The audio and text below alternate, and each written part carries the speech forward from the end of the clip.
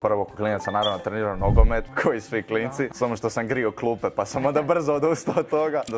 Trenirao sam borilačke vještine, hrvanje, kickboxing. Onda sam imao jedan period di sam ti imao baš onako problema zdravstvenih, u smislu baš probava mi je bila loša. Prešao samo na sirovu hranu, znači ono samo povrće, voće, orašasti plodovi. Onda sam se detokso i onda sam nakon toga krenuo trenirati. Krenuo sam za početak samo doma, znači samo sam radio sklekove, čučnjeve i to. Tad sam bio još vegan, kad sam krenuo trenirati doma sam bio vegan, sam od tih 55 kila došao do nekih 80 i onda sam nakon toga vidio ono kao ok, ne moram sad više samo sklekove, moram nešto više da dobijem malo više na masi. Onda sam kupio utege i onda sam doma trenirao s utezima, ko gleda ono, opet stagniram, ne moram dobiti gainse. Onda sam razmišljao prestane biti vegan i onda sam prošle godine u 5. mjesecu prestao biti vegan, taman sam tad krenuo u teretanu i onda sam sa nekih 85 kila tad 91. Ako se želiš riješiti